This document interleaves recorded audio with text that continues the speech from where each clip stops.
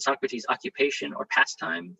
Clitophon is not accused of criticizing Socrates from the outside, however, as Meletus or Lucan or Anudis did in Plato's Apology. He is rather criticizing the close connection he and Socrates shared in their mutual pursuit of justice. But now Clitophon has betrayed that close connection. Socrates secondly accuses Clitophon of greatly praising tin Thrasymachou de Sunesian, his intercourse with Thrasymachus, or commune, or intercourse is a word I'm choosing because it's like cheating on him. Quickly, a story is emerging about what Clitophon was doing, one that is conspicuously at odds with who Clitophon is.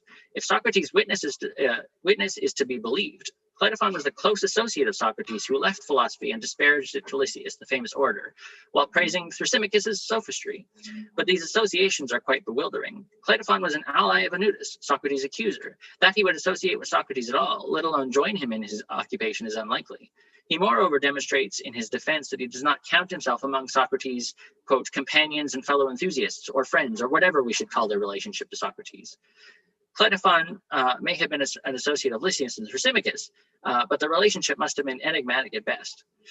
Clitophon was a political conservative, a consistent defender of the ancestral constitution of Athens, whose political activities contributed most notably to the institution of the oligarchic council of 400 in 411 BCE.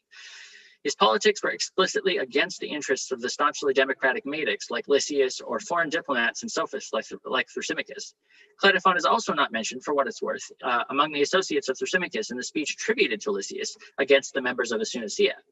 And where Plato himself elsewhere includes Clitophon and Thrasymachus together, such as in the Republic, he makes a point of showing that Clitophon does not fully understand Thrasymachus' view, attributing to him a thoroughgoing relativism, a view that Thrasymachus explicitly denies, but that is typical of conservative reactions to the sophists.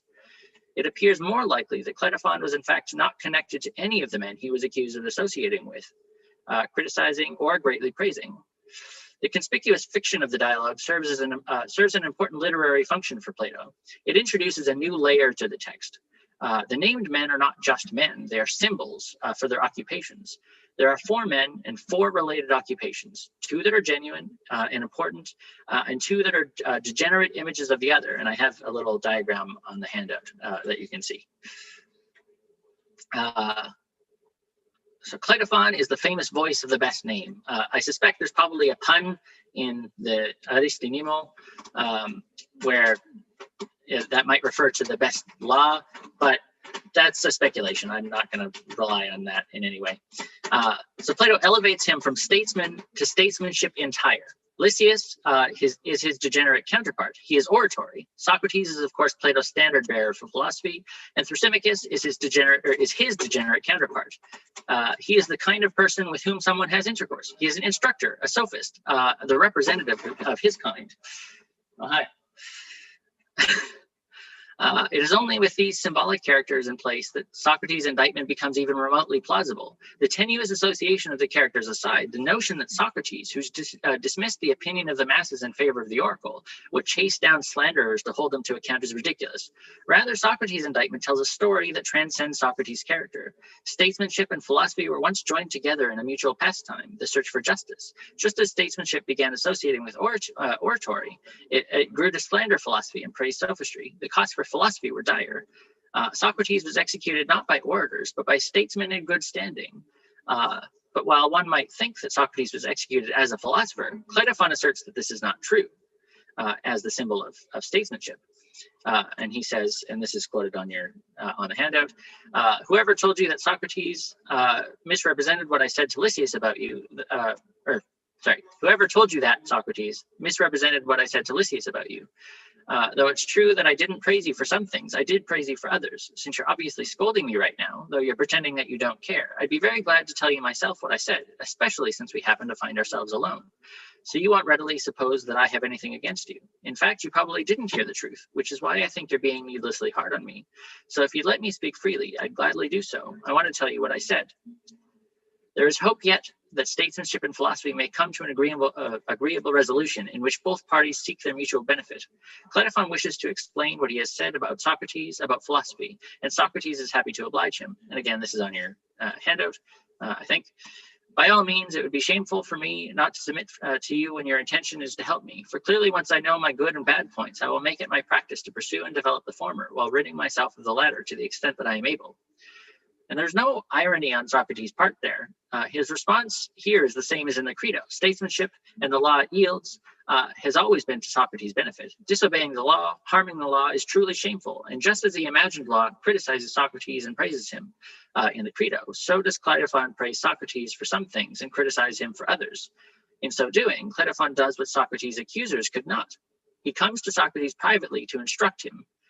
It is this instruction, we argue, that is central to the protreptic of the Clitophon, and it involves showing Socrates his hypocrisy, that his own actions are inconsistent with his exhortations.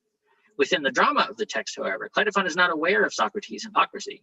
As far as Clitophon is concerned, Socrates is a tower of virtue. You appear to me, he says, to rise above all other men with your magnificent speeches, when you reproached mankind and like a god suspended above the tragic stage, chanted the following refrain. And Clitophon gives life to the Socratic song. He mimics it and kind of parodies it to some extent. He condemns humanity for doing none of the things they should by securing wealth without care for their sons or their bodies or their souls. Socrates' virtue, Clitophon claims, is expressed through the power of these protreptic arguments. I dare say, he says, that I never objected, nor believe I ever will object to these arguments, nor to many other eloquent ones like them. I consider them to be extremely beneficial and extremely effective in turning us in the right direction. They can really rouse us as if we'd been sleeping. Of all Socrates' arguments, one in particular receives Clitophon's highest praise. These should all be on there. Yeah, it's right there. Your speech delivers a noble conclusion that someone who doesn't know how to use his soul is better off putting his soul to rest and not living at all, rather than leading a life in which his actions are based on nothing but personal whim. If for some reason he must live, it would be better for such a man to live as a slave than to be free, handing over the rudder of his mind, like that of a ship, to someone else who knows that skill of steering men, which you, Socrates, often call politics. That very same skill, you say, is the judicial skill and justice. And it is important there that the skill of steering men that Socrates calls politics, that is what Clitophon himself represents in the dialogue.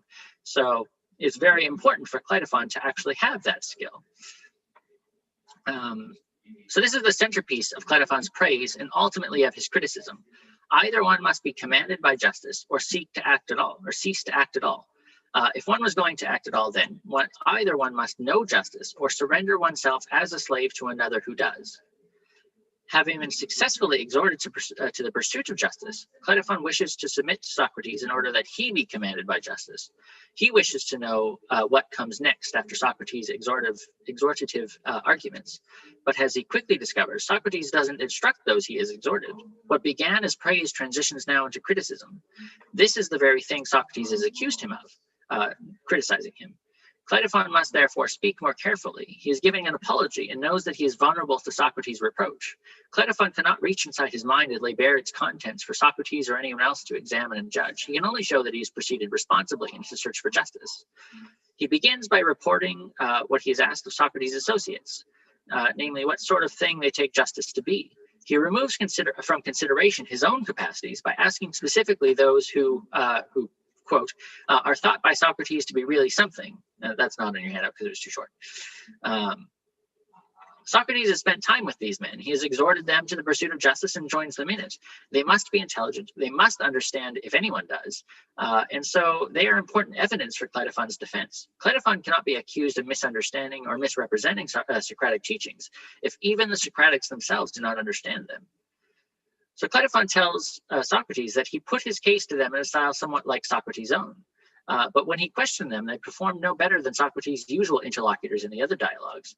They answered first by giving Clitophon only the name of justice, then characteristics that are not unique to it. Then they finished by providing an argument that went, quote, all around in a circle back to where it began. These associates of Socrates were ignorant of justice, and Socrates evidently hadn't taught them. So Clitophon asks Socrates himself, and he too gives an unsatisfactory answer. You told me, Clitophon says, that the aim of justice is to hurt one's enemies and help one's friends. But later it turned out that a just man never harms anyone, since everything he does is for the benefit of all. Why Socrates has reportedly said something so plainly inconsistent with his own protreptic and with his own professed view is unclear, from the Republic, namely. Clitophon does not provide context, although presumably Socrates himself, within the drama of the conversation or of the dialogue, recalls this conversation. To Plato's reader, however, this report is a sign. It signifies once again the centrality of the noble conclusion and how it reflects upon the philosopher. It is, after all, to avoid harm that a person ignorant of justice must either submit to one who knows or cease to act at all. This applies not only to Clitophon, but to Socrates too, and any other philosopher or human being. And if this is the case, then Socrates is duty-bound to instruct Clitophon, or so Clitophon claims. He cannot withhold that knowledge which would only benefit Clitophon and all those with whom Clitophon may interact. Socrates nevertheless refuses. Clitophon says that he, quote, endured this disappointment, I can't say the word endured this disappointment not once or twice, but a long time, and finally grew tired of the repeated questionings. He continues, and I think this is on the, you'll have to scroll down on the handout there. I came to the conclusion that while you're better than anyone else at turning man towards the pursuit of virtue, one or two things must be the case. Either this is all you can do, and nothing more, as might happen with any other skill. For example, when someone who's not a pilot rehearses a speech in praise of the pilot's skill as being something of great worth to men, the same can also be done for any other skill, and someone might accuse you of being in the same position with justice, that your ability to praise it so well does not make you any more knowledgeable about it. Now, that's not my own view, but there are only two possibilities. Either you don't know it, or you don't wish to share it with me. Clitophon gives Socrates an ultimatum following this criticism. He must either give up that knowledge which he has withheld, or allow Clitophon to go off to Thrasymachus, who promises to teach Socrates, or to teach Clitophon what Socrates has refused. Socrates' choice has been made, however. He does not reply. So, section 2. Plato's criticism. Those like Clitophon who have been persuaded by Socrates' protreptic should expect that Socrates can follow through on his exhortation. If he cannot, the Socratic project falls into ruin. It becomes useless, and Clitophon is better off as a patron of Thrasymachus or anyone else who is capable of teaching justice. For Plato, we argue this criticism has a special significance, one he reveals through the drama of the Clitophon. Plato uses Clitophon's criticism to illustrate the importance of justice to philosophy. The philosopher is not free from the duty to uphold justice while they pursue it. Paradoxical as it might sound, one must act justly in the pursuit of justice. And as Plato reveals, Socrates fails to do this. He exhorts people to join him only to leave them dissatisfied, pushing them away to the sophists. Socrates, that is, contributes to their corruption. For Plato, this is unacceptable. The just man, the genuine philosopher, corrupts no one, harms no one, but rather acts for the benefit of all. Clitophon expects that Socrates is a just man, that he possesses knowledge of justice. Why else would he argue that those lacking such knowledge would be better off silent or enslaved? And yet Clitophon is wrong about this. He's not familiar with Socrates or his sincere professions of ignorance. He exhorts others to justice not because he wishes to take students, for he does not claim to teach or take money, but because he wishes to know justice himself. Defenders of Socrates argue that Clitophon's misunderstanding exonerates their hero. It is Clitophon himself, not Socrates, who was responsible for Clitophon's misery. We argue that this is wrong. Plato has taken steps in the dialogue to show that Socrates bears some responsibility for Clitophon's corruption. Clitophon's misunderstanding, in our view, is essential to Plato's own much subtler criticism of the Socratic project. The ironic contrast between Clitophon's praise of Socrates, in which he assumes that Socrates knows, and his criticism reveals just what has gone wrong in Socratic philosophy. Protreptic, in spite of one's own ignorance, is irresponsible. It causes harm, and it is therefore unjust. Anyone who takes seriously the Socratic project must find a way to cultivate justice responsibly. So Clitophon argues that Socrates either cannot teach him justice because he doesn't know it, or does not wish to. Most scholars deny Clitophon's premise. Socratic philosophy isn't about teaching justice. It's about coming together in the mutual search for it. Francisco Gonzalez, for example, has argued that Socrates has already succeeded in teaching, in quotation marks, Clitophon justice to the extent that he has successfully exhorted him. Gonzalez denies that for Socrates, and for Plato, justice is a craft in the same sense that medicine, is, or navigation. This, he thinks, is where Clitophon goes wrong. For Gonzalez, justice is not something to be possessed. Justice possesses. Has Clitophon been possessed by justice? The scholarship is nearly unanimous against Gonzalez. No, he hasn't. Jenny Bryan, for example, argues that Clitophon's approach to Socratic philosophy is deeply ethically problematic. She thinks that Clitophon badly misrepresents Socrates. He treats Socrates like an authority, a poet or a god whose doctrines and definitions must be memorized and recited. And he is interested in nothing but those doctrines and definitions. He is certainly not interested in the difficult and challenging work that goes into the pursuit of justice.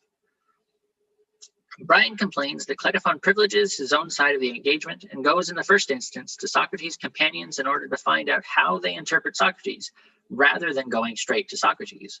Clitophon, she thinks, does not seem to be representing a conversation as such, and therefore does not appreciate the difficult work that is implied by the pursuit of justice. Simon Slings argues that the same complaint thus. This is a little bit down. Oh, no, it's there on your handout. Clitophon's respondents are hardly more than an anonymous group, though they are the most highly valued by Socrates himself.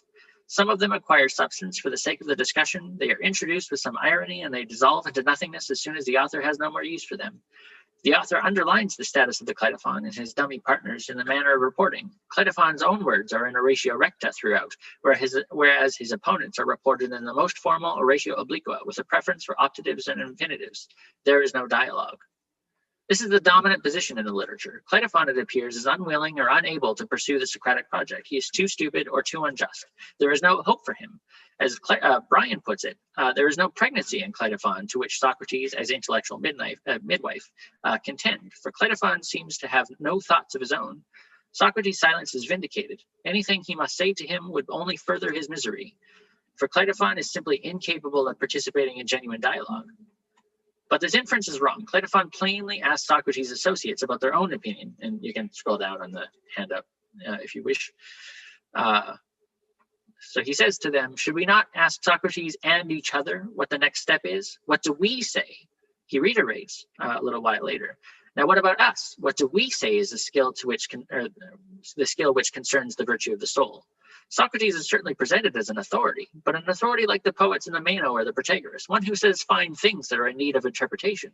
He is the occasion for the conversation, not its subject. And this is no different when talking to Socrates himself. Clitophon need not rehash old conversations with Socrates, who in his wisdom must recall their many details. He need only reiterate that despite their many conversations, they have never made any meaningful progress towards the knowledge of justice. For this alone is relevant to Clitophon's apology, and not the specific contents of those discussions. Scholars such as Brian and Slings have neglected this dramatic context. They forget that Clitophon is defending himself. He cannot simply abandon this defense to throw Socrates or his associates themselves under the bus, especially since he has claimed that he himself has been misrepresented by Socrates' witness. Clitophon is intimately aware that there is a danger to reportage.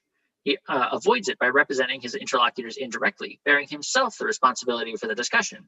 Clitophon is therefore not privileging his own side of the engagement, as Brian says. He is rather the only one present that can be held accountable for the engagement at all. The focus is therefore placed on the content of the discussion and not its participants. This is responsible, good, just elenchus, and better reportage. Anything less would defeat Clitophon's purpose.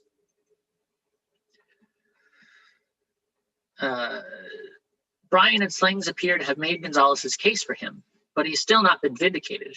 Just as he may appear in his defense speech, Clitophon is anything but. Like many of Socrates' young interlocutors, like Clinias and Lucius and Menexenus and Theaetetus, Clitophon has been inspired by Socrates' protreptic to say wonderful things. But this is where his justice ends. He has betrayed the Socratic project for the sake of a sophist, an enemy of Athens and of genuine statesmanship. Thrasymachus is the anti-Socrates. He is tyrannical. He is unjust. He does not avoid causing harm, but rather causes it for his own advantage. But he is nevertheless a reprieve from the pains and terrors of Eporia. He can help Clitophon where Socrates cannot. He can teach Clitophon how to use his soul in his life.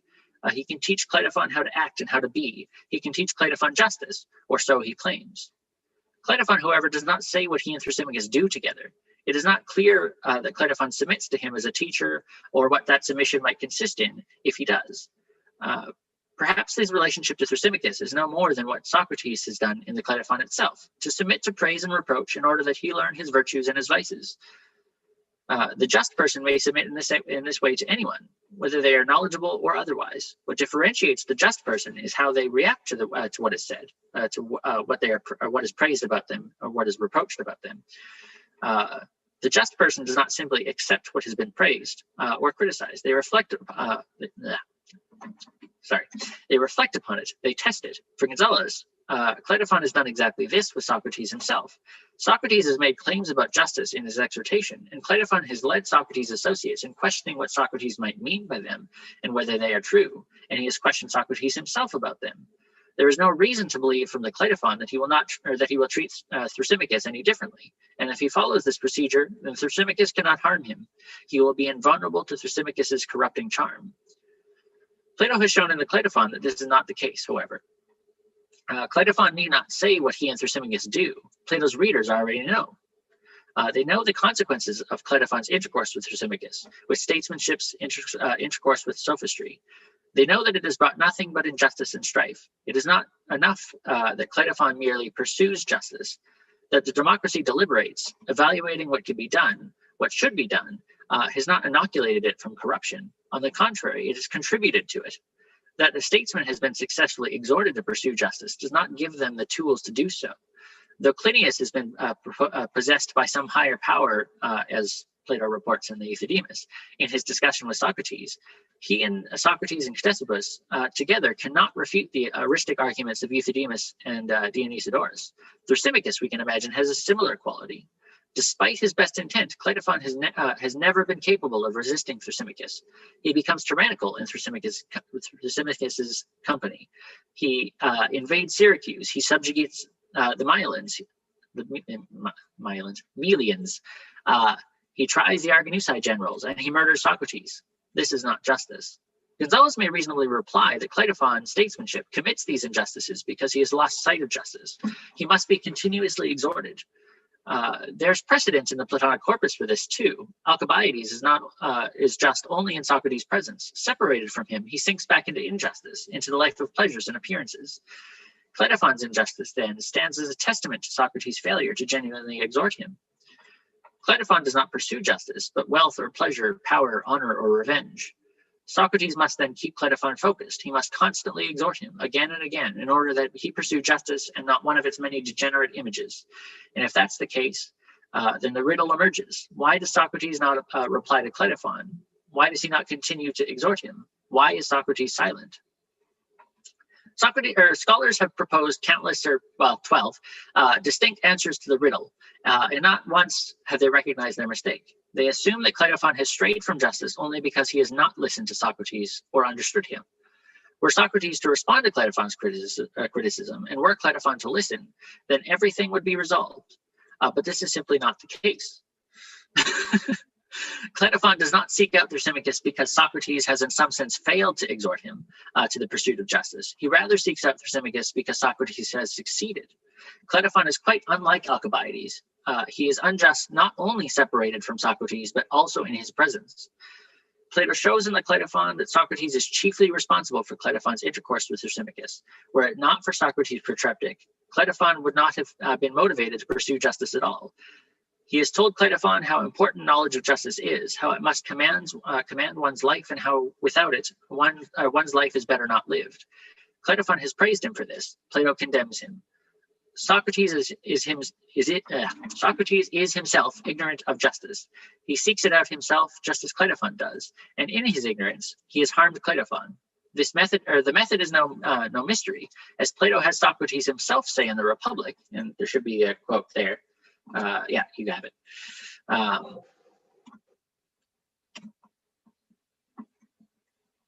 My computer decided to fail on me.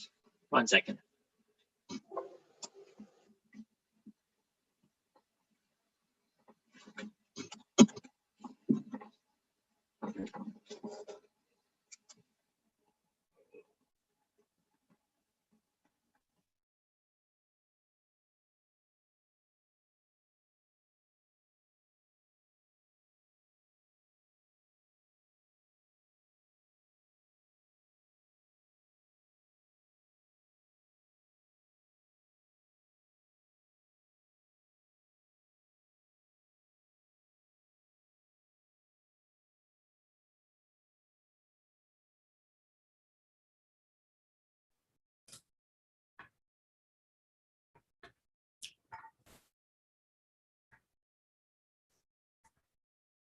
Kevin's frozen, right? Is that it's not okay? Yeah.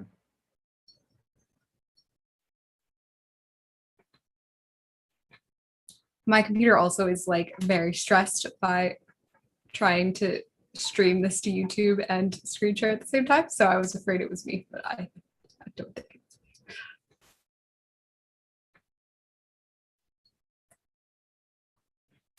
I will use this time to reiterate something I said on Twitter, which is thanks so much to everybody who's been so patient and gracious with our sort of cornucopia of technical issues today. I appreciate that. Thankfully, I think most of us are well enough connected on Twitter that most of those updates were seamlessly distributed. But in any case, obviously this is just the second time we're doing this, and we're still ironing out some of the wrinkles. So your patience and understanding is much appreciated. Thank you, Eric.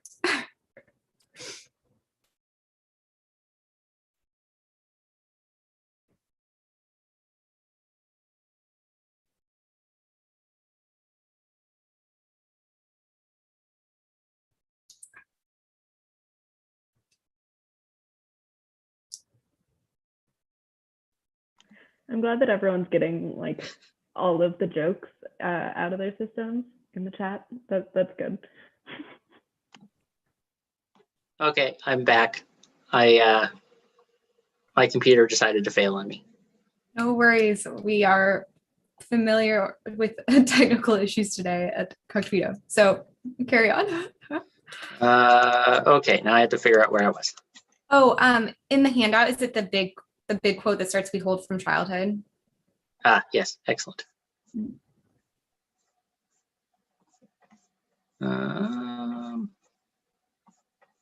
Where is that? There it is. So we hold from childhood certain convictions about just and fine things. We're brought up with them as our parents. We obey and honor them. There are other ways of living, however, opposite of these, and full of pleasures that flatter the soul and attract it to themselves, but which don't persuade sensible people, who continue to honor and obey the convictions of their fathers. And then a questioner comes along and asks someone of this sort, "What is the fine?" And when he answers what he has heard from the traditional lawgiver, the argument refutes him, and by refuting him often and in more than one, often and in many places, shakes him from his convictions and makes him believe that the fine is no more fine than shameful, and same with the just, the good, and the things he honored most. Then, when he no longer honors and obeys those convictions and can't discover the true ones, he will be likely to adopt any other way of life than that, will he be able to adopt any other way of life than that which flatters him? And so, I suppose, from being lawful, he becomes lawless. Socrates is clearly this questioner. He is one shaking men of their convictions. He is the one who may well be turning the lawful into the lawless. Socrates has made Clitophon ripe for the picking, destroying his convictions to the traditional law. He does not know justice, and Socrates is proven useless in finding it. So Clitophon goes to Thrasymachus and is corrupted by him. This, Plato shows, is Socrates' doing. So that's the end of section 2. Section 3.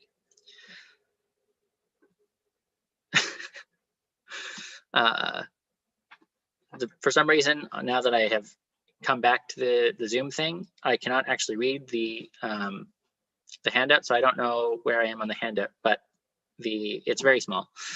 But nevertheless, Plato effectively uses Clitophon's criticism of Socrates to advance his own philosophical project. With it, Plato articulates both his Socratic heritage and his difference from Socrates.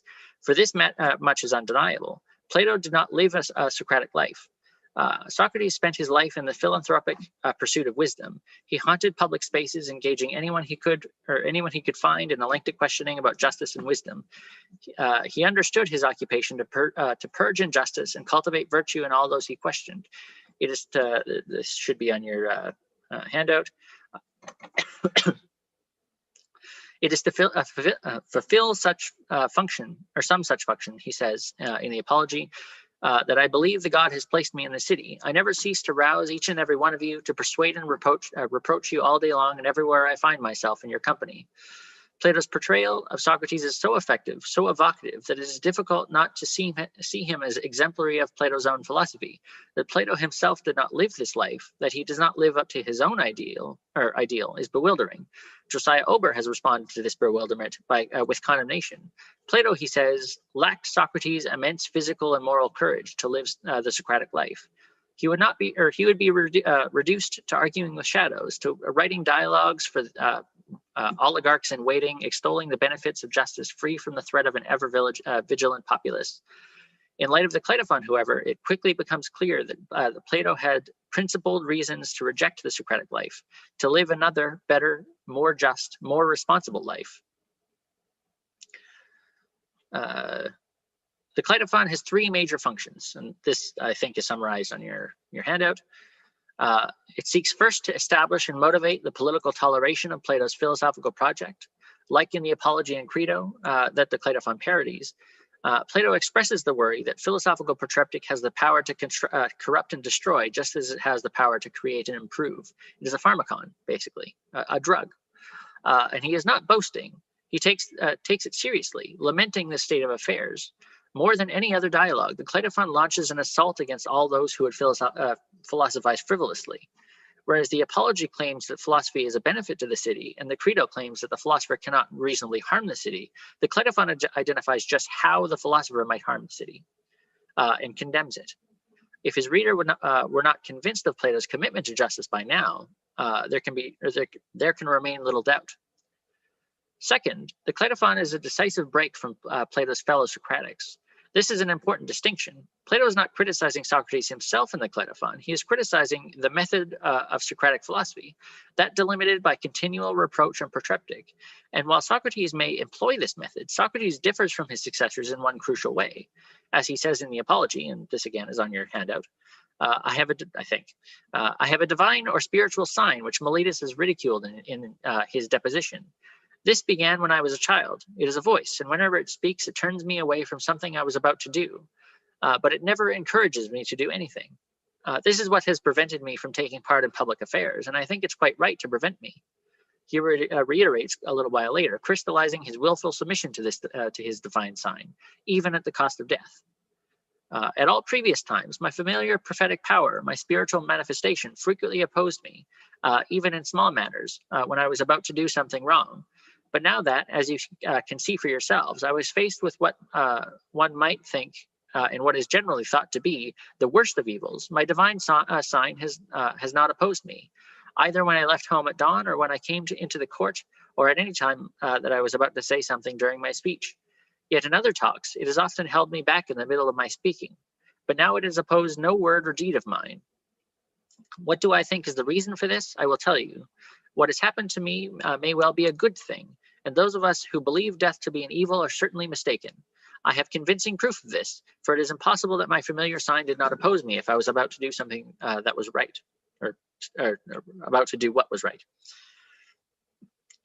Plato is careful to have Clitophon specify that the person ignorant of justice must find reprieve from their ignorance insofar as they might find reprieve from their ignorance insofar as they submit to one who knows. Clitophon does not take Socrates to have so submitted. He thinks rather that Socrates is one that Socrates knows that he is one to whom others submit. The Clitophon reveals that this is not the case, and Socrates corrupts Clitophon. But the Socrates of the Clitophon is not the Socrates of the flesh, or even of Plato's other dialogues. This Socrates submits to the divine, to one who knows the just, the good, and the fine. This Socrates cannot corrupt Clitophon. The Socrates of the Clitophon, on the contrary, is philosophy shorn of its submission to the divine.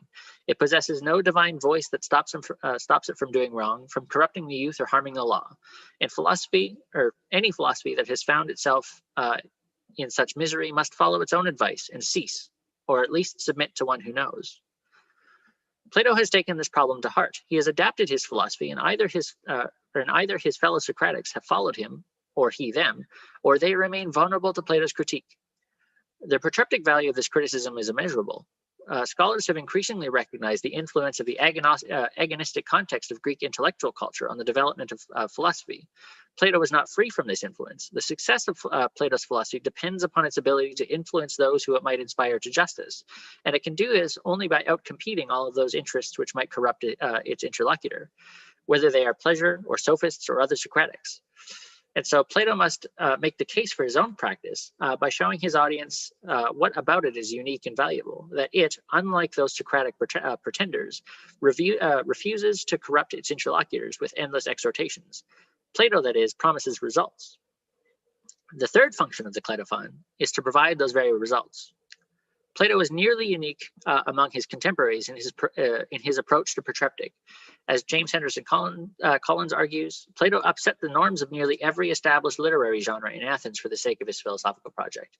Instead of cordoning off his protreptic into dedicated speeches or dialogues, as the sophists did, or some other Socratics like Aristippus, Plato has integrated his protreptic into that very thing he's advertising. He can accomplish this only because he lives a very unique life. Unlike his competitors, he is not seeking students to come to him dragging bags of money behind them. He is neither seeking converts to any particular doctrine, which we might call Platonism. Plato seeks readers. Plato is advertising his dialogues. They are his wares. They are his means of provoking, persuading, and reproaching his countrymen for the sake of justice. This means that the Clitophon advertises not only Plato's other dialogues, but also itself. In a sense, all of Plato's dialogues are like this. They integrate the formative and the protreptic.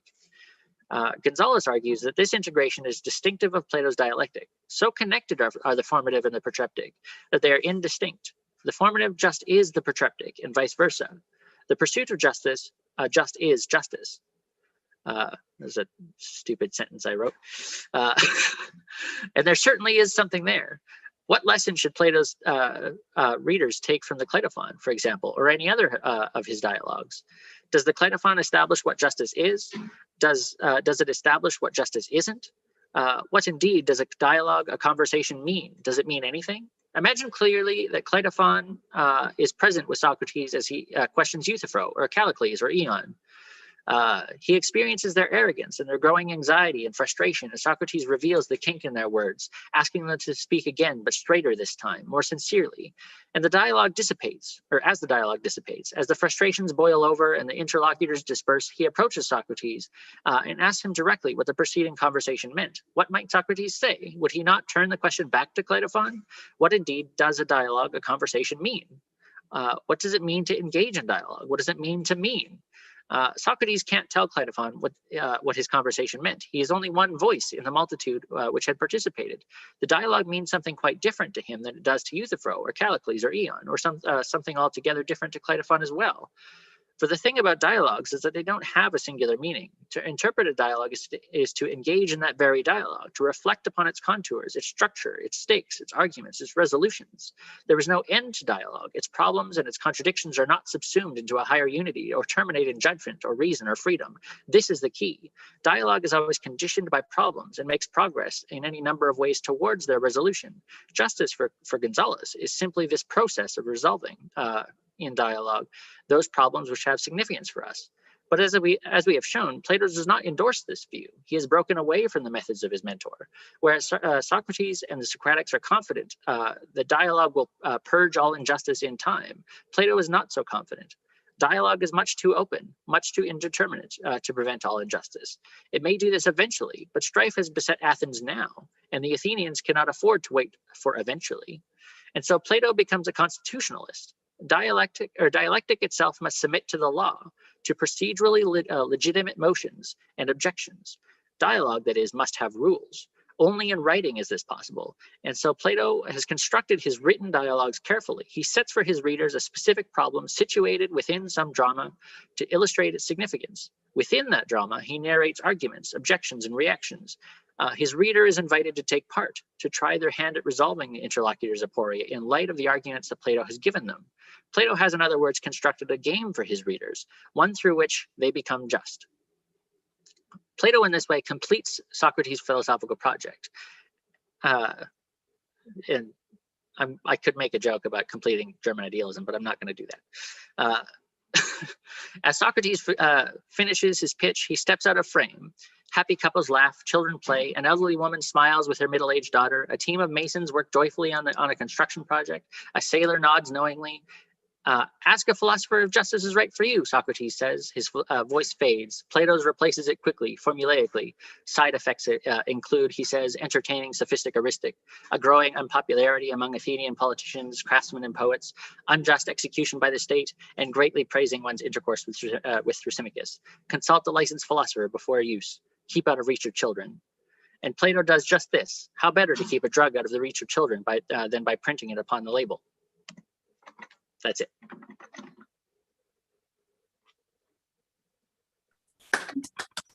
Thank you so much. Please all join me in either unmuting and clapping or using the clap emoji.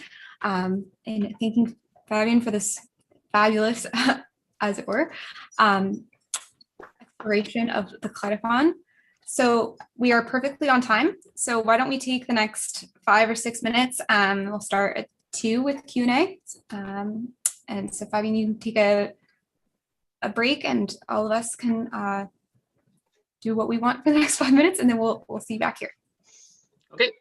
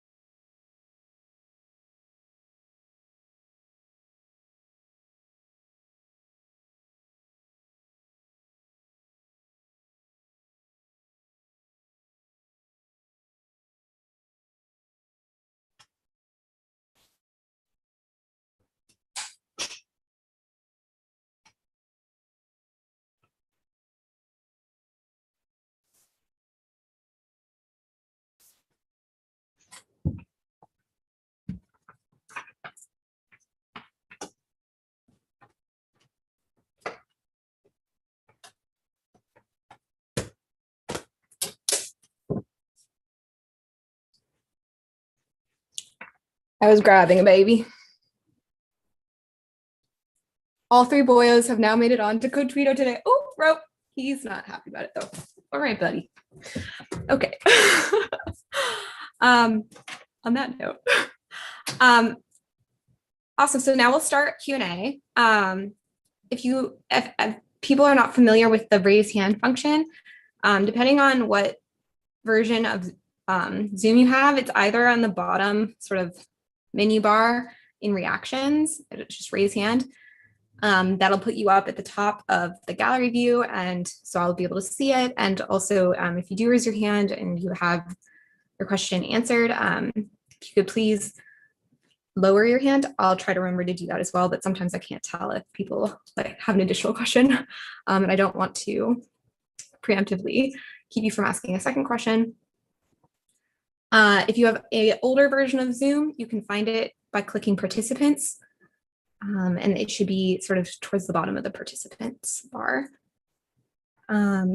If you have a question or comment that is directly related to the previous one, you can press the green button, the yes button instead, and we'll use that as sort of proxy for the finger hand distinction. I think is familiar to a lot of people. So I'll respect that convention as well.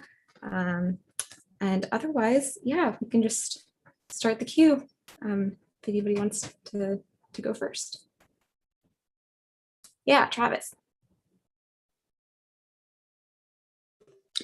So I guess my question, as you were talking and kind of laying out the kind of how the Clitophon, in a sense, kind of not necessarily supplants, but kind of use the Socratic process is not very helpful in cultivating justice. My initial thought came back to in the Meno, where it's argued that virtue can't be taught, and how it, very often in many different dialogues, justice is seen as a virtue.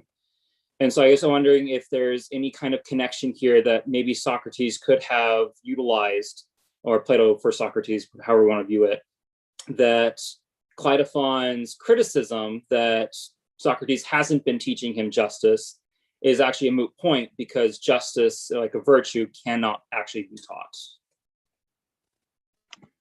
Yeah, so that's really good. I don't really know what to make of that. So there is that connection. So the Meno is interesting because a lot of what the Meno discusses is more Gorgias's view than anyone else's. So Gorgias is introduced at the beginning as someone who Meno has learned from, and then a lot of the views that are being laid out are just kind of parodies of Gorgias's view. And then you have the recollection as being a kind of response to Gorgias's debater argument and all the other sorts of things. So if I was to say that the Meno relates to the Clitophon in this way, I would have to say that Plato is showing that dialogue or dialectic is helpful. It's just not the only thing that's helpful. So it's kind of a process of revealing what is inborn or natural to us. So kind of the recollection model of knowledge in the Meno. And the question is just that some dialectic isn't revealing in that kind of way. So you need dialectic that's specifically tailored to what people know more intimately than just like ideas or words or legal structures or anything of that sort. It has to be like in some sense related to what someone's actual interests are. So it's this kind of sincere questioning of this questioning of what people's sincere beliefs are, that kind of thing, as opposed to just debating what Gorgias's view is or what Protagoras' view is or even what Socrates' view is. So like Clitophon is misunderstanding that bit of what Socratic protreptic is about. It's just that Socrates hasn't protected himself from that misunderstanding, whereas Plato is trying to do that. So that's really the main distinction. So Plato is using Socratic dialectic. He's just protecting himself from other people misunderstanding it and what it's for. And then, so corrected, I think, Plato's dialectic is more like uncovering knowledge from recollection in the Meno, basically, if that makes sense. Awesome. AG? Okay, great. Thank you for this. I don't think I've enjoyed a presentation on ancient Greek philosophy quite as much as I've enjoyed listening to yours. My question is about, I guess, kind of the idiosyncratic nature of this dialogue in comparison to Plato's others. In light of kind of the methodology that you're proposing Plato's going for in this dialogue, should we reconsider other dialogues, or is there just something special about this one that we need to treat it differently? What do you think about that? So I think there is something unique about the Clitophon, and the uniqueness really comes in that, well, there's the main one is that Socrates isn't the primary speaker in the Clitophon. He says two things basically, and then the rest is Clitophon's defense speech basically. But that's not that important. There are other dialogues like that. So there's the sophist, the statesman, Parmenides to some extent, etc. The really important thing is that the Clitophon is really short. It's only 4 pages in the complete works. The other dialogues are like 90 for Gorgias or 100 and whatever for the Republic. You're not just going to give someone the Gorgias or the Republic and just be like, here, read this. You need to like inspire them to do that. The Clitophon, as something that's 4 pages long, is something that you can digest in an afternoon, gather everything you need about what the dialogue is saying, and then what does Socrates do at the end? He doesn't respond. So you're immediately invited to learn more. What could Socrates say? What should Socrates say? What should we say? And you've noticed that, oh, this thing that I'm reading, this is by Plato. Maybe let's go see what Plato thinks. Let's read some of his other dialogues. Whereas the Gorgias isn't really advertising anything else. It is to some extent, like the discussion in the Gorgias is incomplete. It ends in aporia, in a kind of aporia. But there's not like going and reading something that's about this particular thing. There's nothing like Plato recycles his topics a lot, but I mean, there's nothing just about the topic of the Gorgias. Whereas the Clitophon is about justice. There's lots of other dialogues about justice, and it's crucial to most of the dialogues in some way or other. So the Gorgias is it's usually classified as a protreptic dialogue because it's so short and advertises the other ones. My claim in this paper is that it's not just advertising the other ones. It's also doing the kind of cultivation of virtue or justice in place of that advertisement. So it certainly is still advertising the other dialogues, but it's not just doing that. That's what I was trying to claim in this essay. So that doesn't detract from the fact that it's advertising the other ones, basically.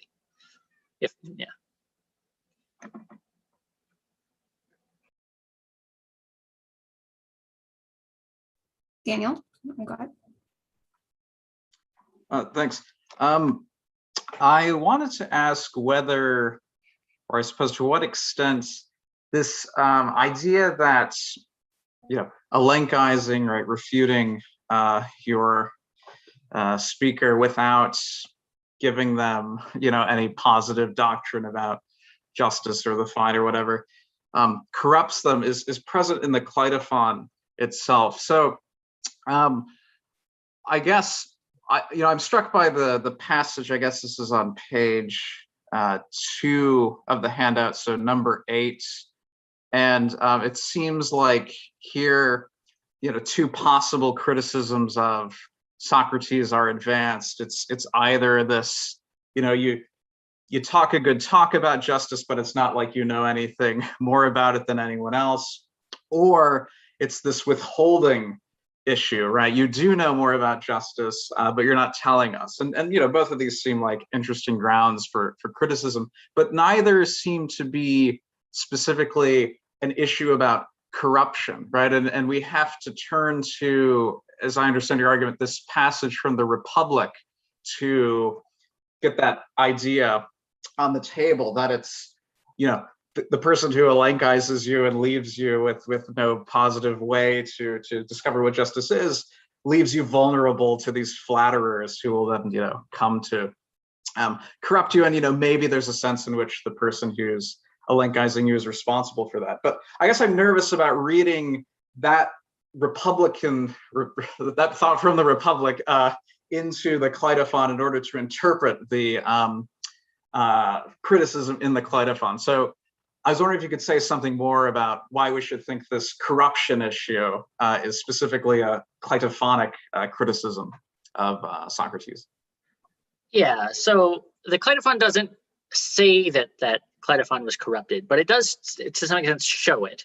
And so in general, because the Clitophon is so short, it's unlikely that people who would happen upon the Clitophon would go and find the Republic and see what was wrong with what Socrates was doing, and that Socrates endorsed that the thing that he was doing was wrong to some extent. But the idea is that the thing that Socrates is shown as doing in the Clitophon, and again not said as doing,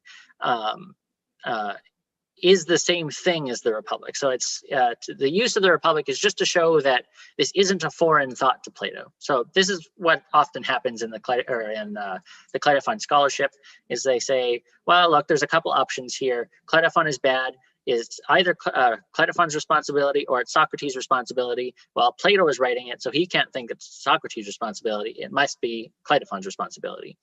And look at all of the other dialogues and say, well, Plato is showing that Socrates, in fact, is cultivating justice in all of his activities.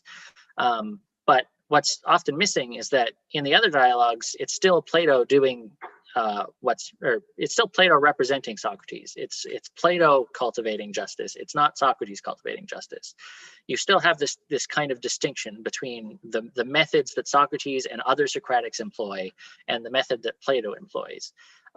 So in the Clitophon, I think the focus is on the method that Socrates brings to philosophy. So the strict protreptic elenchus. And so we don't need the Republic to say that. Like we can get that just from the Clitophon and what it shows. So you still have this debate about whether it's Clitophon responsible or Socrates responsible. I've basically just argued that it can't be just Clitophon's responsibility, because he was just going about his life being lawful, or going about the democracy as a statesman, being a lawful person, until Socrates came along and showed that the things he cared about weren't actually worthwhile.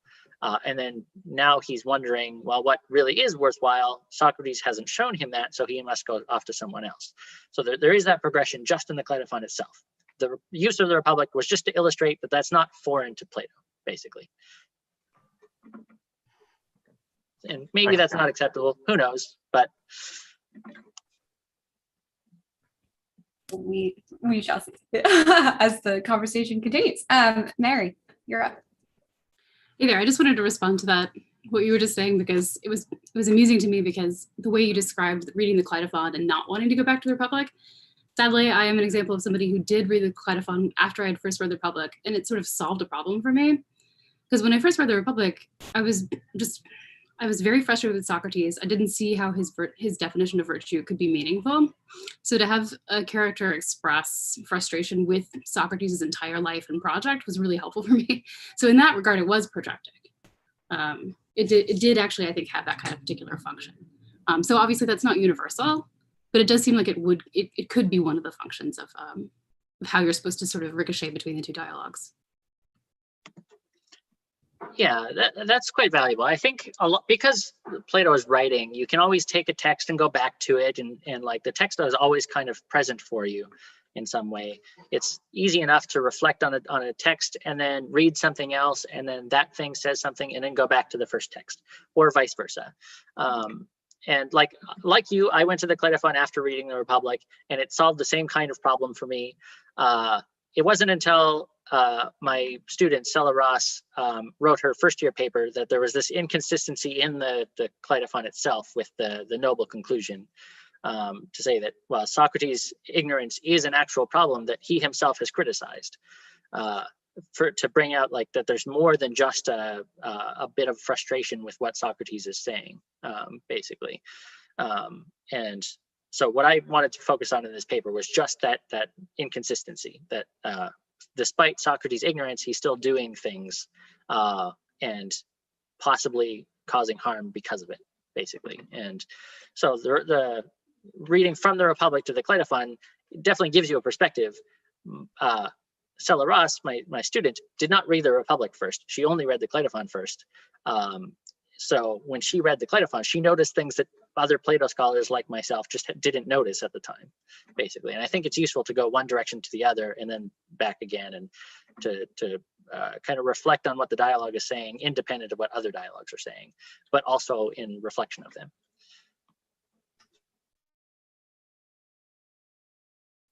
Cassie, you want to jump in?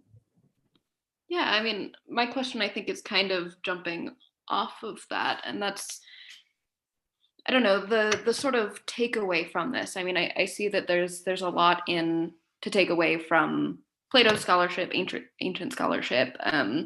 As I'm approaching Platonic texts, I'm thinking about the Theaetetus class I'm in. I'm like, oh, I see all these connections now to think about. But I guess maybe beyond that scope, it seems like there are applications for how you're understanding how these texts are relating to one another, how Plato is doing something that Socrates fails to do. So I guess what's the kind of contemporary takeaway? What should we do with this for those of us who aren't Plato scholars, ancient scholars, all that?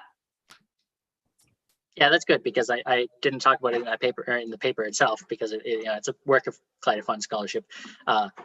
This conference, of course, is about what the boomers can teach us, and I think it's not always obvious, but in this case, it is quite clear that just inspiring people to seek justice or virtue or whatever is not quite enough to actually cultivate it. So we go and we teach first-year students critical thinking or something like that, and release them into the world. And what are they going to do? Well, maybe they're going to become better people, but maybe also not. Maybe they're actually going to use their critical thinking skills as like lawyers or something. And we all know how terrible lawyers are. So I'm just making a joke.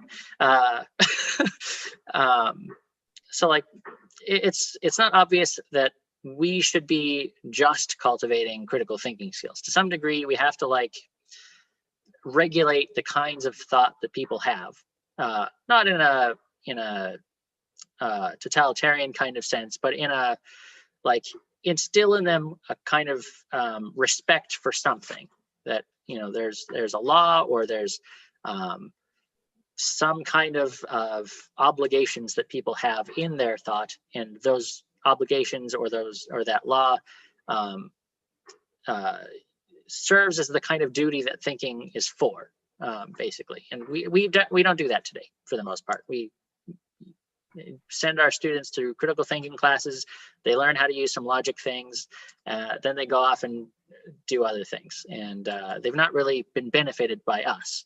But philosophy is about benefiting people. So we should, actually try to do that. If I may take the liberty of inserting myself into the conversation, I originally put up the yes symbol as a finger, but I am amused by the way in which it communicated assent to the claim about lawyers. Anyway, one thing that's, I have family members who are lawyers. I'm like cool with lawyers. It's fine. As a disclaimer, I'm thinking about. It's just a really interesting connection here to be drawn in terms of just like a critique of, in particular, moral philosophy and the way that it's conducted, and especially analytic departments, and like questions of what due diligence requires of us when we do philosophy instruction in ethics classrooms.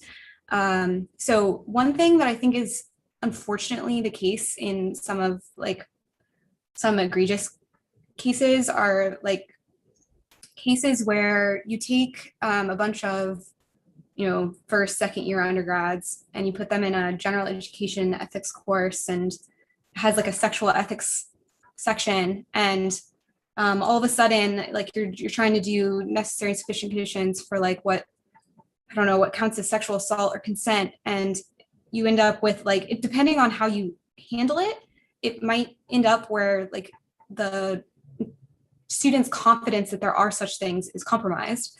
And it seems like it's a real failing of philosophy instructors if they lead students astray in that way.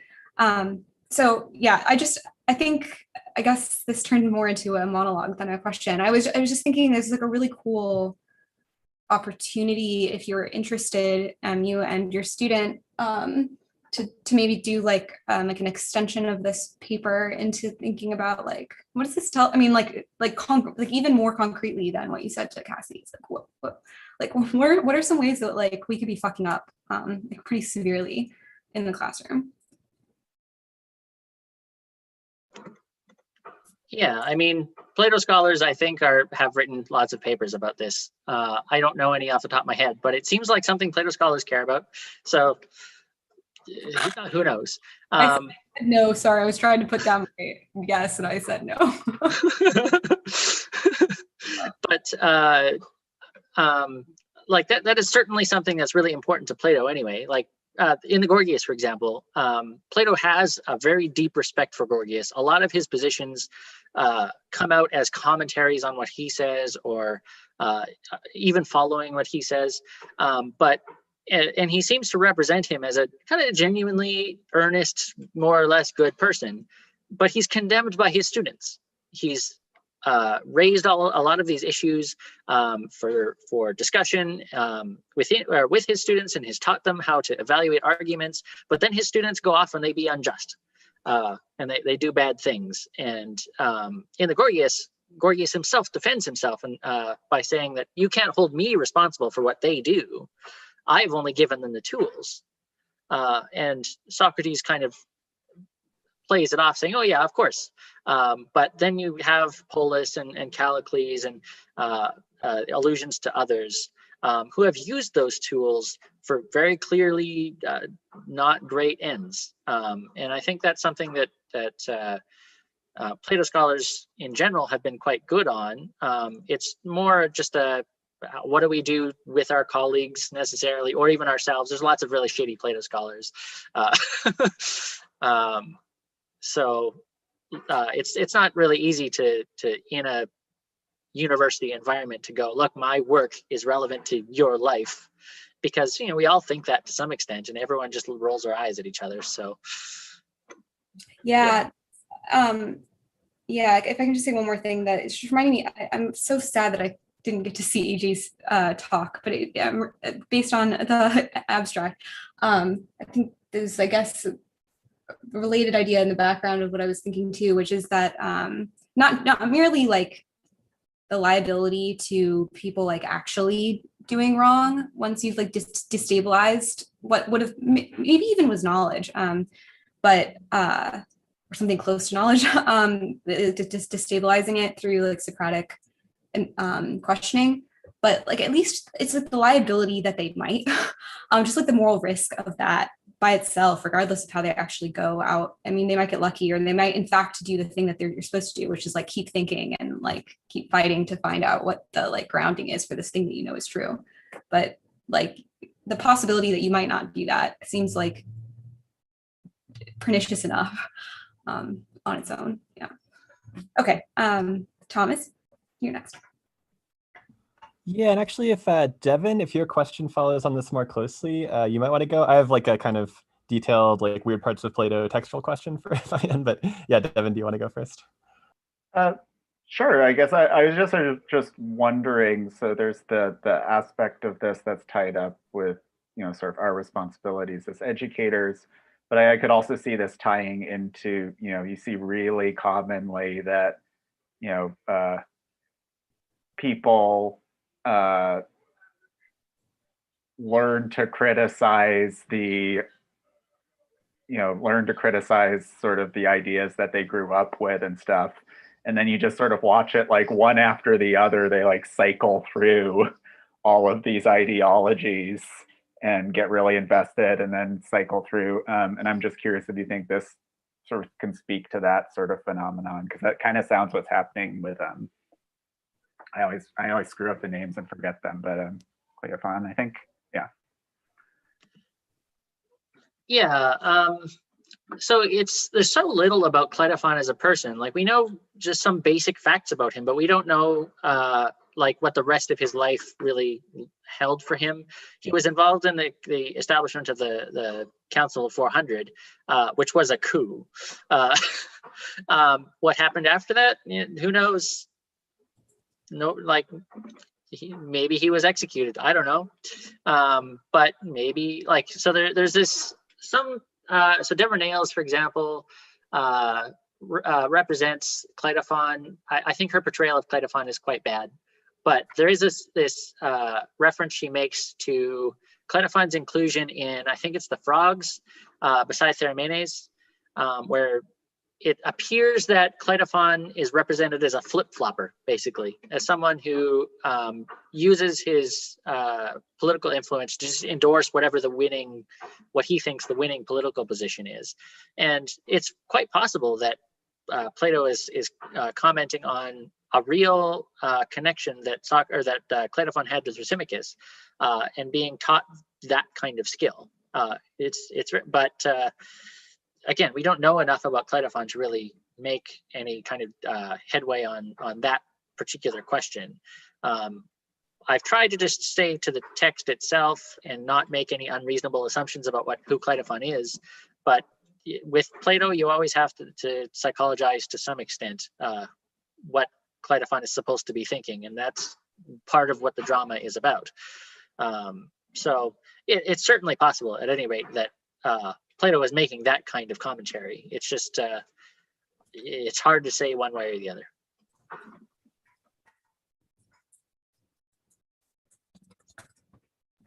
Cool. All right, Thomas, take it away with your textual question. Yeah, cool. So, and actually, maybe just to preface, do you think that Theages is genuine? Can I bring in Theages? Is that off the not kosher? Go ahead. Yeah. Yeah. So it's a daimonion question. So, basically, yeah. I mean, in Theaetetus, we get this a bit, right? The daimonion sort of helps them know like which students to take and which to send somewhere else. Come back to him. And in Theages, we get like a more detailed description of that. And so the basic idea of the question is like, yeah, it seems like a good, I think a good distinction to say like, well, Socrates does have this daimonion that seems to shield him from a bunch of injustice. The other Socratics don't, presumably, and so more likely to fall into error.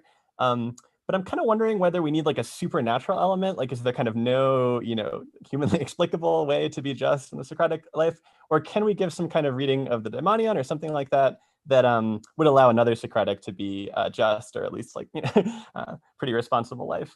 And yeah, the idea is like in Theages, we see maybe some evidence that the daimonion is not so supernatural, because there's this scene where this guy is getting up to like go do terrible thing, and twice he announces he's getting up and the daimonion comes to Socrates. Socrates stops him. The third time he just slips away, doesn't say anything, just sneaks out, and the daimonion doesn't come, right? So Benedetti and some others say this is kind of evidence that daimonion is, it's like a special skill of Socrates. I mean, it's something mysterious and kind of deep about Socrates, but it's not like this God talking to him kind of thing. It's we can kind of explain it in human terms.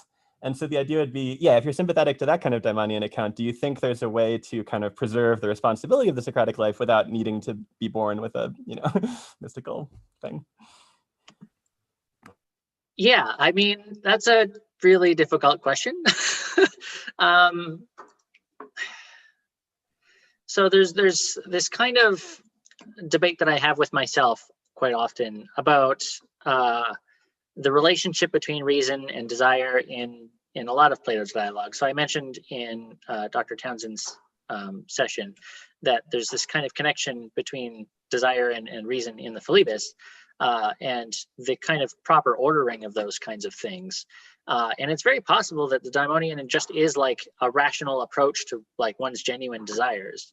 And if you're properly rational in like the kind of like technical Nickean almost sense, then you know exactly what justice is, what kinds of things are to be feared and hoped for, and to some extent that might give you some knowledge of the future, and therefore prevent you from doing unjust things.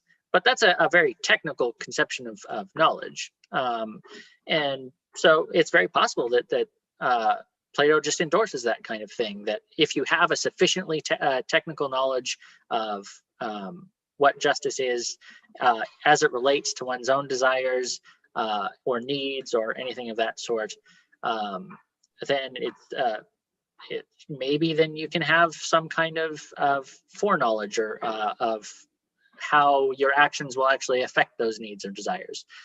The question that I have, or the debate that I have with myself, is whether Plato is endorsing that kind of really strict technical definition of knowledge of justice or knowledge of virtue. And sometimes I think he does, sometimes I think he doesn't, and I have no idea how to make headway one way or the other. My advisor is Francisco Gonzalez. He is a very anti-technical Plato scholar. Plato's for justice for Plato just isn't a techne, because techne is just a skill or a tool that is used by virtuous people, or possibly by vicious people. But I'm not very convinced by Gonzalez for the most part. So, I mean, I'm of two minds of this, and I don't know how to resolve the aporia myself. And if I could just follow up quickly, I think it's really interesting that you talked about Nicias and sort of going to courage, because that's kind of my like human explanation of how this might work, how Socrates could be like responsible. And the idea is basically, yeah, so in Gorgias, he says, if you're not bereft of courage, you don't fear death, you fear doing what's unjust, right? And so this knowledge of what to fear and what not seems intimately connected to justice. And then in the Symposium, we get this description of the daimon Eros as courageous. Like Socrates repeatedly says, like, Eros is courageous, praise the courage of Eros, but not having the other virtue parts, right? Because the gods have wisdom, they have justice, they have temperance, that's all like one thing. And so taking it with like Meno 87b, this idea that better, braver, less lazy, even if we're not sure we're going to get the knowledge, right? Somehow courage is kind of different from the other parts of virtue, and I don't know how to work it out, but somehow could be important for the sort of safeguarding of Socrates in a non-supernatural way. But yeah, thanks.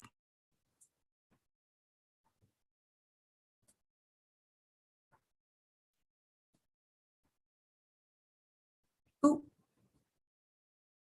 you're muted, Fabian. Just maybe you know that. Yes. You know if you want. I have no answer to Thomas. Thomas just says things that I think in my head too. So. That's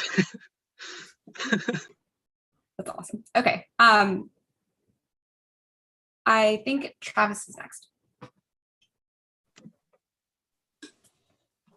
Just kind of going back to the kind of the practical aspect of kind of Platonic philosophy, and the kind of the Clitophon criticism of Socrates is that his program's not very practical in teaching justice. I guess I wonder, like, because kind of in the Clitophon, we're also left with this kind of like, okay, well, what is justice? Like, how can we cultivate justice in ourselves? And so if we're supposed to kind of read the Platonic dialogues with this kind of sensitivity, because oftentimes like the Euthyphro or the Symposium or the Meno, we kind of get into the end of it and like, okay, well, what was piety? What is beauty? We weren't ever given like a straightforward answer. And so I wonder, are we supposed to read these dialogues, gain the skills that they're supposed to be teaching us, and then kind of come to it on our own? Or does he kind of, are we supposed to like read into Plato like he actually didn't know himself, and so we're just kind of left again with this skeptical problem of like we can't actually know? Yes, that's quite good. So there's one thing I was debating about including in this paper, is that Plato is basically a kind of skeptic, I think anyway. Like I mentioned that Plato is not trying to endorse a doctrine that we might call Platonism or not trying to find converts for Platonism.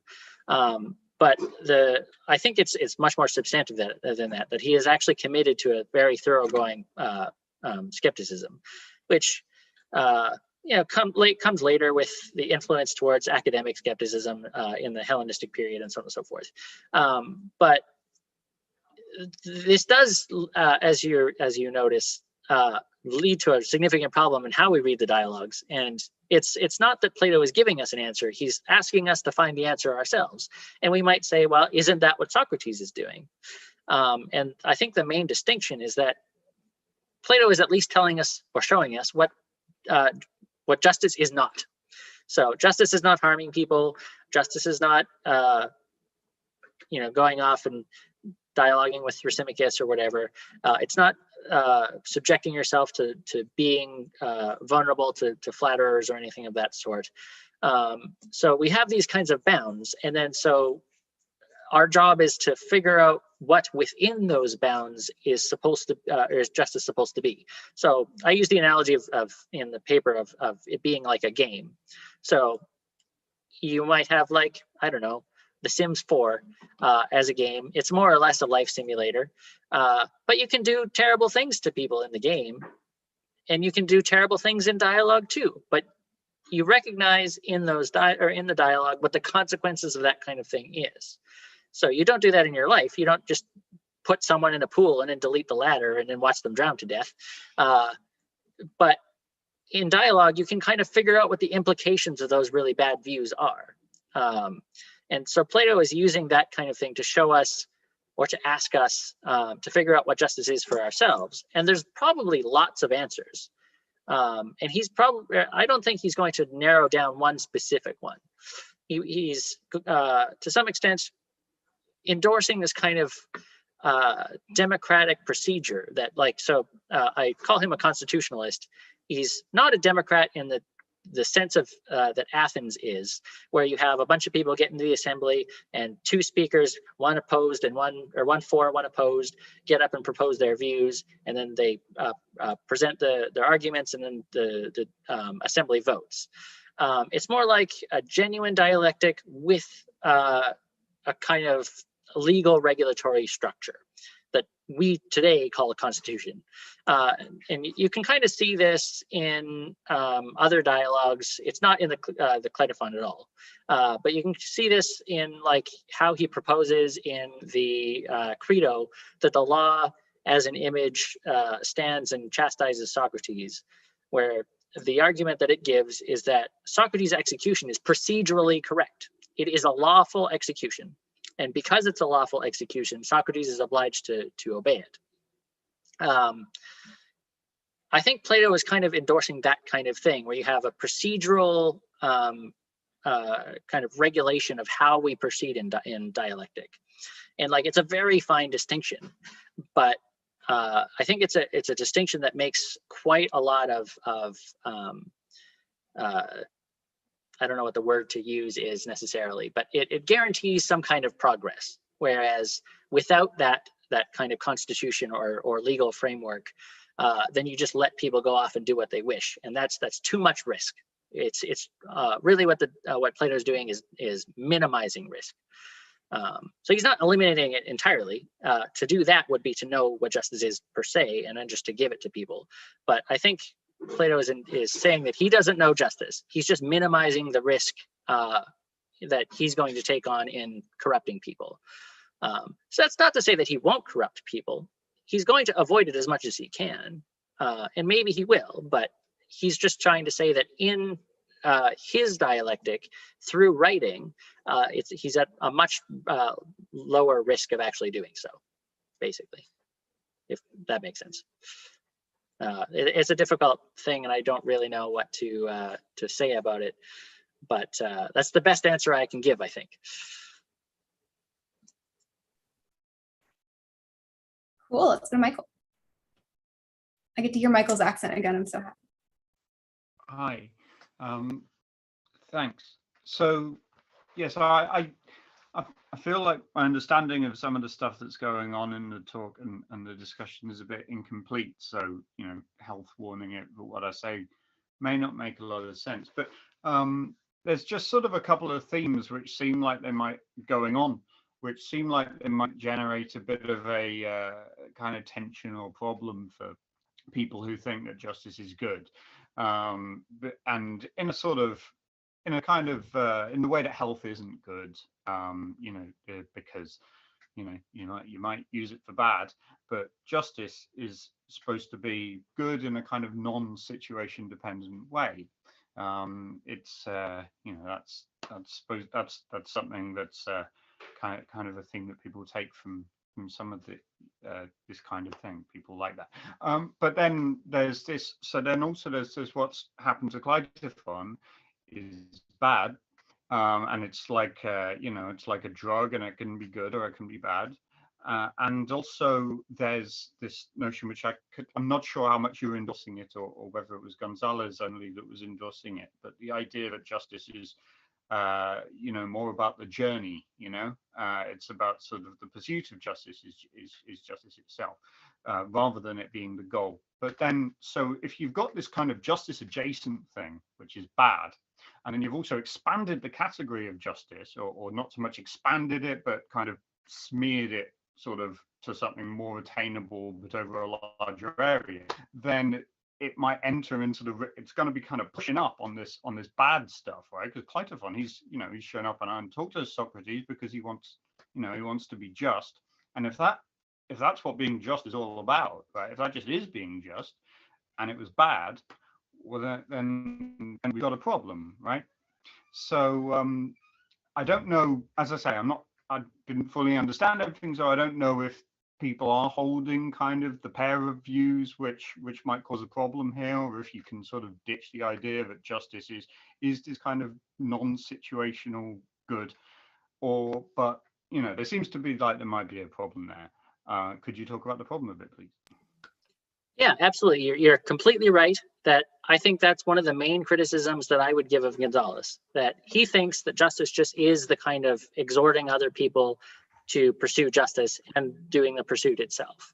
And insofar as that's the case, it does kind of trickle into these kind of bad effects. And that's what I think the Clitophon is showing. The distinction I want to make is that protreptic is not justice itself. Protreptic is a kind of technical skill. You can use protreptic for good things, you can use protreptic for bad things, but justice is not protreptic. Plato is using protreptic to inspire people to cultivate or pursue justice, and doing kind of both things at once. But protreptic itself is just a skill he's using.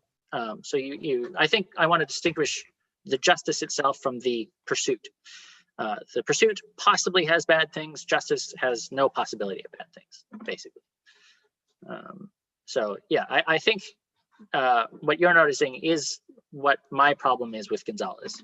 I think you put it better than I did, but nevertheless. Right. Just so you said something which I didn't think you were going to say, sort of about halfway through. I thought you were going to say one thing and you said another. It's just that, so there's the pursuit of justice, there's inspiring people to pursue justice, and then there's actual justice. And you said, so you could say that the problem that inspiring people to do justice is, that might have bad effects because it might go wrong, right? You might not manage it. But that's because they didn't stop trying to pursue justice. They didn't do it, right? It didn't work. But if it had, then their attempts to pursue shine like a pearl, even if it does go wrong. But I don't think that is what you said, is it? You said that the pursuit of justice itself, that can be bad. I think you said, and I didn't think you were going to say that. So is that? I mean, do I have that right? Yeah. So I do think the pursuit of justice can be bad as long as it's not within the kinds of regulated bounds or submission to the law or whatever it happens to be. Right. You can. So like you might pursue wealth, for example, legitimately. You can also pursue wealth illegitimately.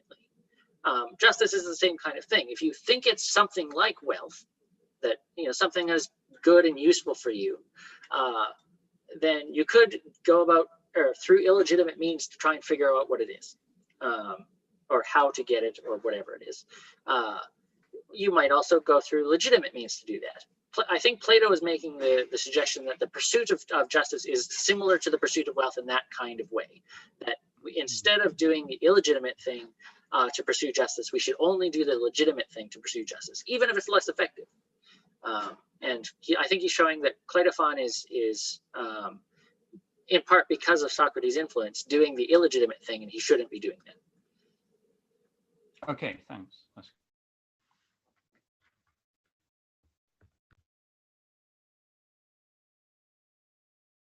Cool.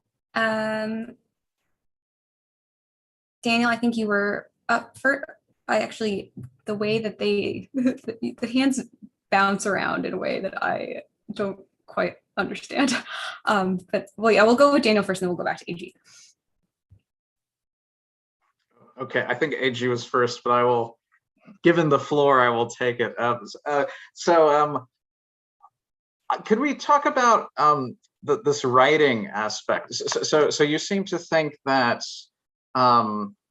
it's part of Plato's response to the issues he sees with the Socratic method that he write dialogues. And could you just say a bit more about that? Because I'm imagining, super Socrates, who's like Plato. He'll Lankize you till the cows come home. But then once you've, your soul has been cleansed of all those bad beliefs, right? He'll then proceed to give you the good stuff. This is what justice is. And maybe you sit down for a while. He, says all the things he does in like Republic, 5 through 7 or whatever. And that would seem to do the job, right? I mean, we're certainly now no longer just getting Elenkized, but now we have a positive, let's say, correct doctrine that's being taught. So what is added by writing them down? Or I wasn't totally clear why the writing was important as opposed to just the giving us more than what Socrates in these early dialogues gives us. Yeah, so I don't think the giving us more than Socrates is available to Plato, because I don't think Plato has that to give, basically. Not in a way that would actually be helpful to people, or might not necessarily be helpful to people. I think the writing aspect comes along because Plato is trying to be more responsible with his protreptic. So just inspiring people to pursue justice is one thing. That's what Socrates does. And maybe Socrates can be responsible about this in his own person and like only talk to people he knows that are going to pursue justice rightly, tell them about how they might pursue it illegitimately and show them that they should not do those things, but pursue it in this way as opposed to that way. But the worry for Socrates is that even if he's doing that and doing that responsibly, you always have some kind of bystanders that are going to overhear, and Socrates just can't regulate that kind of thing. Someone can just happen upon their conversation, mishear it, think something think that they should pursue justice as Socrates has said to, say, Crito or someone, and then go off and do their own thing in a different way and possibly an unjust way. And in some sense, Clitophon is represented like that. He's not part of the Socratic inner circle. He's represented as kind of overhearing these kinds of things, saying, and like the representation that Socrates, or that Clitophon gives of Socrates, is not that Socrates says to him that you, Clitophon, are pursuing justice or are doing the things that you shouldn't be doing. He rather says that that Socrates says to all mankind that you all are pursuing or you all are doing things that you shouldn't be doing, which is not what Socrates does. So like this is a slight misrepresentation. I think Gonzalez is right that what Clitophon is actually hinting at is not that Socrates makes these big speeches, or that Clitophon has overheard a bunch of speeches and just thought that he was talking to many people, but that he's actually just referencing the apology. But nevertheless, you have this the problem with speaking and doing elenchus in speech is that you can't control who overhears. Texts are slightly different. You can't control who reads a text, but you can ensure that people who can't read your text. So to be educated in that kind of way requires that you take these things at least a little bit seriously. But even more than that, the text at least allows people to read it again. So you can't have a conversation again. I can never tell you the same things that I am telling you now. Every time, if I try to do that, I will change my words in some way because I'm terrible at expressing myself. Will recognize that I'm terrible at expressing myself and try to do something better or more tailored to you. But in a text, you can always say things in a very particular kind of way that on first read you might not notice, but as you come later to a problem that in a text, in an argument, you might say, oh, this thing has led to a contradiction. Where did that contradiction come from? go back to the earlier thing and say, oh, I didn't see this at the time, but now I notice that this is where the contradiction comes from. And so you have that in conversation sometimes, like Plato represents in the Lucis, for example, a continual starting again of that conversation. But that's not really possible in speech. You can't always just start again. You can't see where the problem has come from. In writing, you can always go back and you can always figure out where the problem has come from. There's always the kind of bounds or rules that I've been talking about are the things that are just in writing. So these are the arguments that are in play. Those arguments don't just go away. Like they're always there. You have to figure out where your position is on justice in respect to those arguments. And the way that Plato is using writing in dialogue is not like the same, or is not the same kind of way that the sophists were in like presenting epideictic speeches that they would hand out later as advertisements for their own teaching. It's that Plato is using writing to cultivate a kind of critical reader, to someone that will actually go about investigating what the problems were. He's provoking people with them and showing that these things are, or that these problems and these arguments are things that people should actually care about. Not just because they care about Thrasymachus or Clitophon or Socrates or whoever, but because it actually affects things that are in their life. And in speech, you can't really do that. There's always a speaker and a listener or a conversant, interlocutor, whatever, who are back and forth. And you always have bystanders that are, treating that as a kind of spectacle, and they might take something from it, but you can't control what they're taking from it. Whereas with writing, you can always control that kind of thing. You can't control your audience, but you can control what your audience sees, in other words.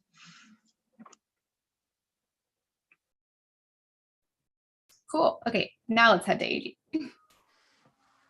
Okay, I think this was fortuitous because my question might be, well, I don't know anything about Plato, so maybe this is actually a really off-track question. But I'm thinking about and I don't remember even like where it is, but I'm sure if I know it, you do. I'm thinking about the comments, the criticism that Plato has about writing as a technology, as opposed to memory, I think it is, right?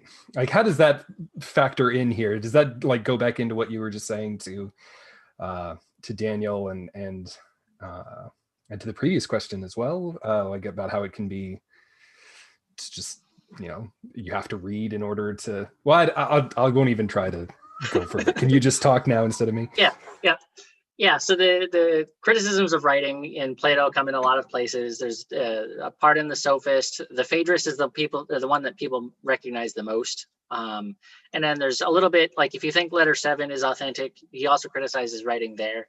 And the criticisms are different in each place, but mostly the same. The spirit is in general more or less identical between each kind. And memory is certainly a big part of it, that by writing something down, you do not have to actually absorb it into your soul in some kind of way. You can give the speech as I just did, not by memorizing that thing, but by just reading it. So it's not like, I just wrote the thing yesterday. So it's not like I don't know it, but I didn't have to know it because it's right there. And because I didn't have to know it, I didn't have to like make it a part of myself. With a dialogue, I think that's a little different because it's not like you're just reciting something. It's when you're reading a dialogue, you're participating in it in some way. You're trying to figure out, what Gorgias said, that requires that a craft, or that oratory is not a craft, given what Socrates' critique is. Maybe you're trying to understand what Socrates' critique is. What does he mean by a craft?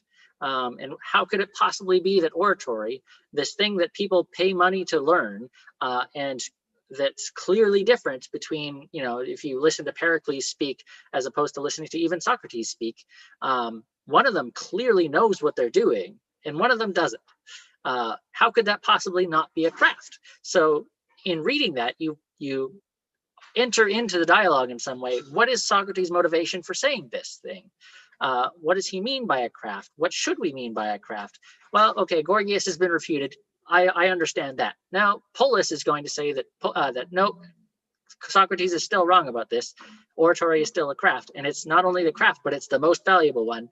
well, what does he mean by that? And so on and so on and so on. It's not, there's nothing in the dialogue about memorizing any of these things. You have to participate in it to figure out what it actually means for you, what it means for anyone else. And in some sense, in order to read a dialogue, you must interpret it. There's just no other possibility. Now, of course, a lot of Plato scholars don't treat dialogues like that. They say, Socrates says this thing, that's what Plato means. So they're treating the dialogue as if it's the kind of text that Plato is criticizing. But, you know, that's kind of dumb. So let's not do that. And so like treating or understanding the technological limitations of writing, given what Plato himself is saying, you can reflect it back on what Plato is doing, basically. He's writing dialogues because that kind of thing doesn't apply to dialogues.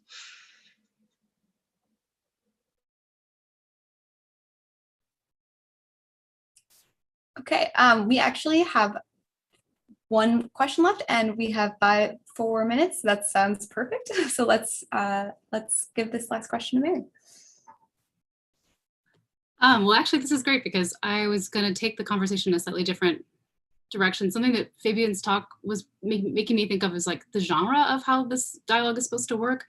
And it occurred to me that there's something about it that reminds me of the leaving academia genre, the quitlet, like where you're just so suddenly angry at this life dedicated to some kind of academic philosophical thing where you just have to explain. You have to explain why you're leaving. And so it seems like Clitophon is sort of doing that, where he sort of drops the mic after he explains like what's wrong with Socrates and everything with his project.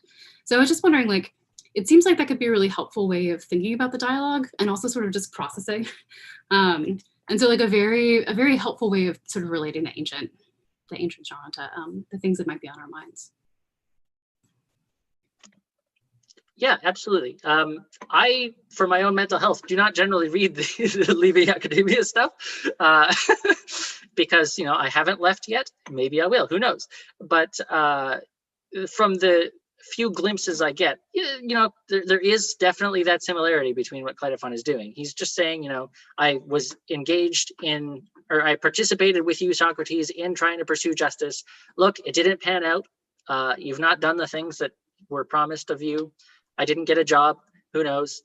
So, you know, now I should go off to Thrasymachus. He promises something better for me, basically. And that is a really good comparison, I think. And I hadn't thought of that at all before, so that's good. Yeah, it was just what you were saying that made me think of it. And it does, like, I think people often sort of question the validity of that genre. Like, they're like, do we need another example? And it's like, maybe we do. Like, if this is the dialogue that sort of puts like a lot of Platonic confusions into perspective, then maybe this is the thing that philosophy needs, is some sort of like, what would it mean to leave it behind, even if you didn't want to, even if you're extremely upset and angry about that decision. I think I might have to go read some of those now. But well, that's for tomorrow. Yeah, I appreciate that. I mean, myself, Mary, I doubt that I am alone in echoing the thought that this has been on my mind, and in particular, the sort of I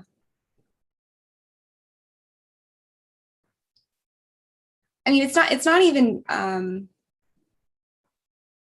even just that, like, there's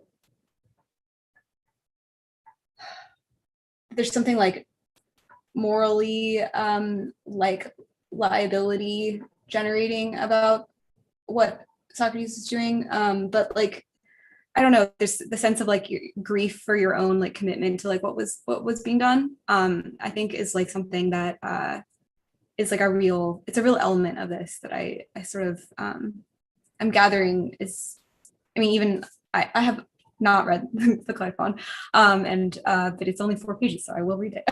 But it does seem sort of palpably sort of like, I don't know, imbued with this sense of like, not just frustration, but like sort of like, I don't know, grief or resentment. And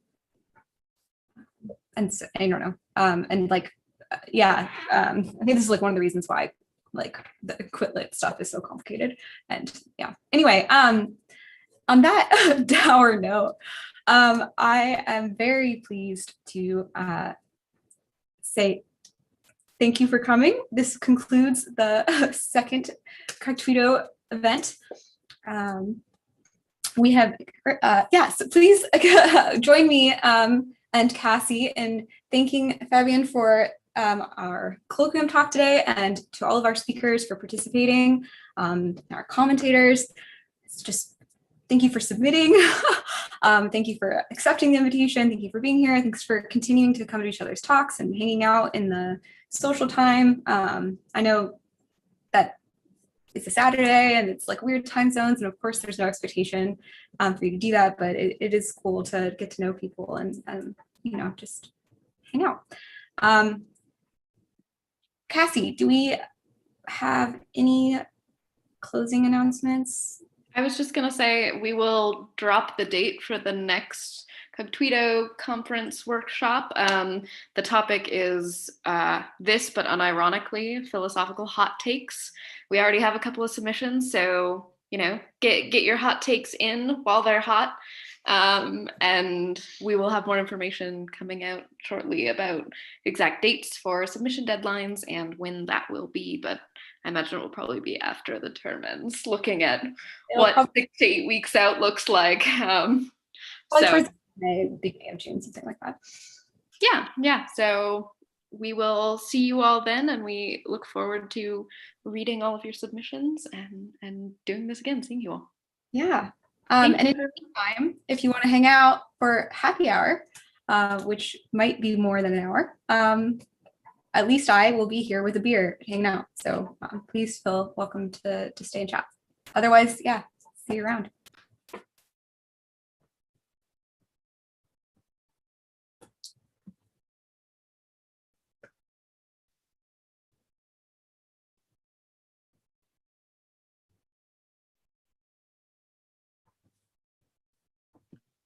I really enjoy the convention of clapping in Zoom conferences silently, just like.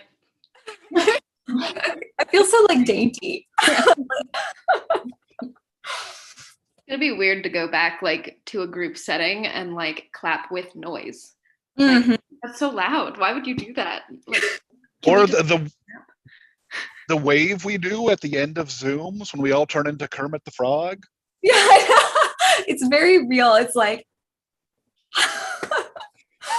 so pronounced. I'm heading out. Lots to do tonight, but thank you all. This was lovely. Hope you all have a nice chat. Yeah. See you, Cassie. See you, Fabian. Yep. See you Thank you. Last time I gave a talk, I had one person attend, so this was great. I actually had comments. So yeah. Oh, it was great. Yep. Thank you. Awesome. So thanks so much for being here. How's everyone else doing?